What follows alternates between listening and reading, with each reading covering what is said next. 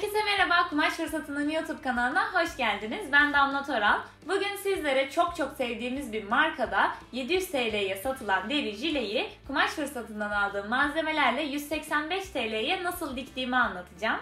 1 metre şardonlu suni deri kumaş kullandım, 4 tane de düğme kullandım.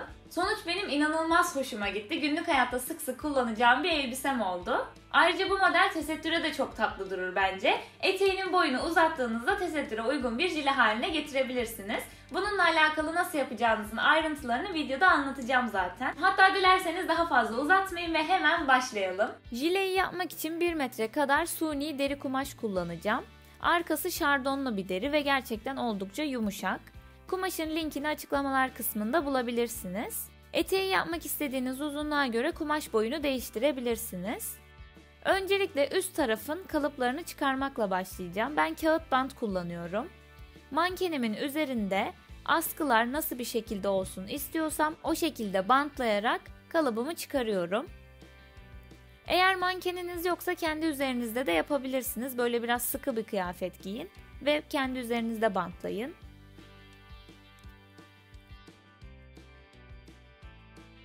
Arka tarafın da kalıbını aynı şekilde çıkarıyorum. Arka parçayı tek parça halinde yapacağım.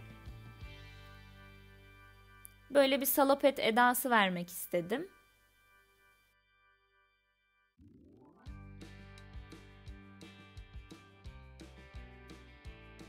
İstediğim şekli verdikten sonra kalıpları bu şekilde çıkarıyorum. Ön taraf göğüsten dolayı bombeli olması gerekiyor. Bu yüzden onu 2 parça halinde dikmemiz gerekiyor. Ön tarafın kalıbını ikiye ayırıyorum tam ortadan. Arka taraf zaten tek parça olacak. Şimdi ön kalıplarımı kumaşımın üzerine yerleştirdim. Pay bırakarak etraflarından kesiyorum. Bakın bu ortada kalan yuvarlak göbekli kısımlar göğüs kubunu oluşturacak. Bu arada bu parçaların her birinden 4'er tane keseceğim. Yani toplamda 8 tane ön parçamız olacak. Göreceksiniz nedenini. Şimdi arka parçayı keseceğim. Arka parçayı tek parça halinde keseceğim için kumaşımı katladım ve kat yerine yerleştirdim. Yine etrafından kesiyorum.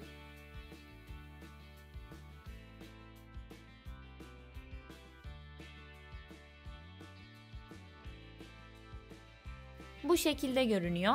Arka parçadan da 2 tane keseceğim. Şimdi bu kestiğim 4'er tane ön parçaları göbekli kısımlarından dikeceğim. Ben hepsinin arkasına harf verdim ve oklar çizdim kafam karışmasın diye.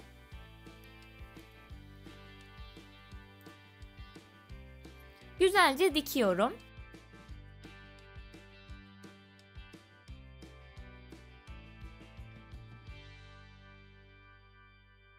Diktikten sonra dikiş payımı bir kenara katlayıp üzerinden tekrardan spor dikiş gidiyorum.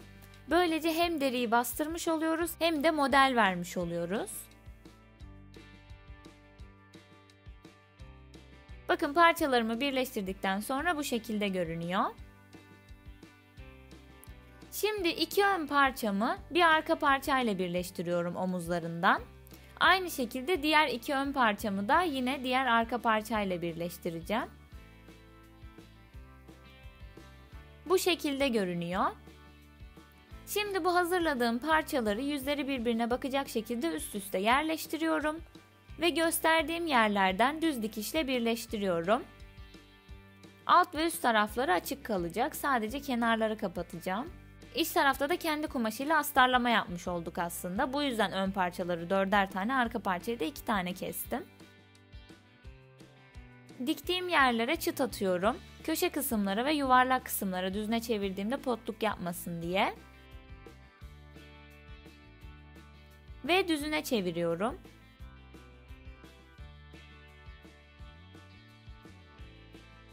Şimdi diktiğim bütün kenarları bastırmak için tekrardan düz dikiş gidiyorum.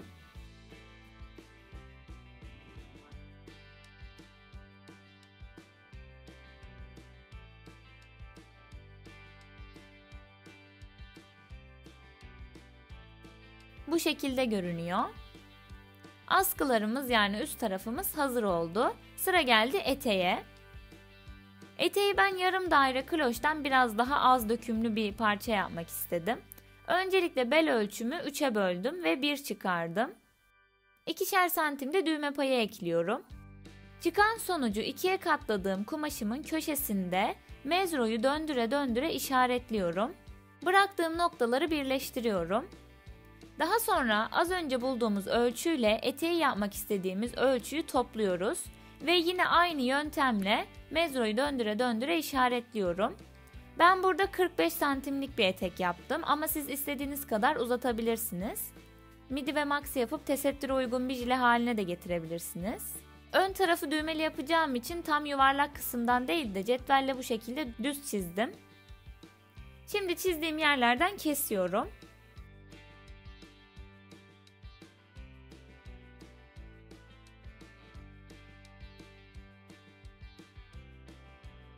Eteğimin uç kısımlarını bu şekilde içeriye doğru kıvırıp düz dikişle dikeceğim. Kenarına overlock çekip o şekilde diktim.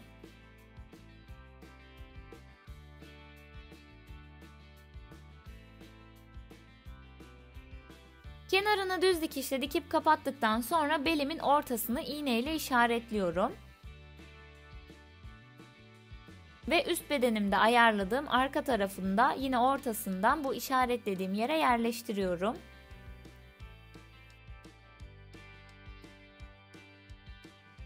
Üst bedenin ön taraflarını da tam düğme payımın dibinden iğneliyorum.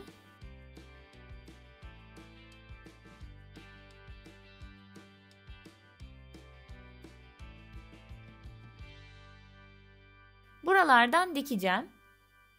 Önce düz dikişle dikiyorum.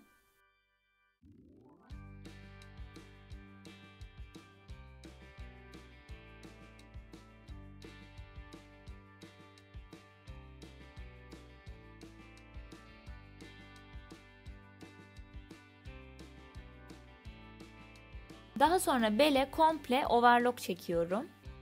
Bu şekilde görünüyor. Bakın askıları birleştirdik. Şimdi bu çektiğim overlock dikişini içeriye doğru katlayıp düz dikişle dikiyorum. Bu ortalarda kalan açıklıkları kapatmış olacağım.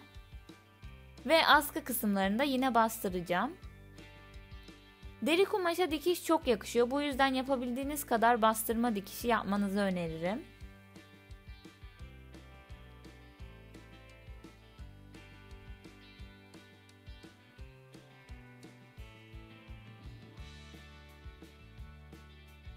Bu şekilde görünüyor.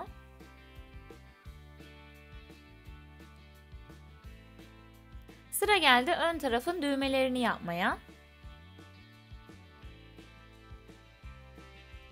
Kot düğmesi kullanacağım. Düğmelerimi eşit aralıklarla yerleştiriyorum.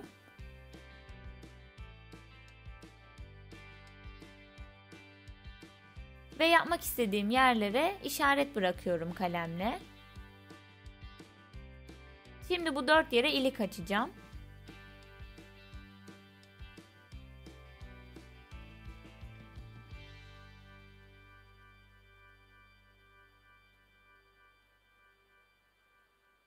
Ben iliklerimi 4 adımda açmayı daha çok seviyorum ama makinenizin özelliğine göre tek adımda da açabilirsiniz. İliklerimin aralarını ayırıyorum.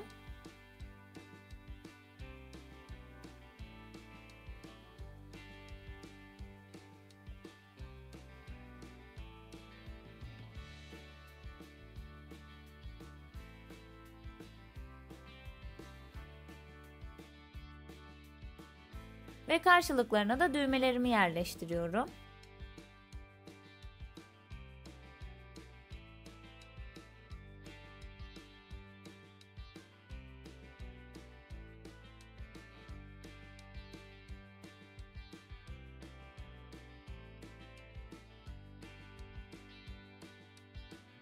Düğmelerimi ilikliyorum. Alt kısmı kapatmayacağım ama başka bir kumaşla yapacaksanız alt kısmı da kapatmanız gerekiyor. Deri de daha dökümlü duruyor bu şekilde. Zaten ipliklenme de olmuyor. Ve böylece jilemiz de bitmiş oldu. Gerçekten basit ve inanılmaz tatlı olduğunu düşünüyorum. Eğer siz de denerseniz beni ve Kumaş Fırsatı'nı etiketleyerek Instagram'dan paylaşım yapmayı unutmayın. Bugünlük benden bu kadar. Diğer projelerde görüşmek üzere. Eğer video hoşunuza gittiyse beğen butonuna basmayı ve Kumaş Fırsatı'nın YouTube kanalına abone olmayı unutmayın. Kendinize çok iyi bakın.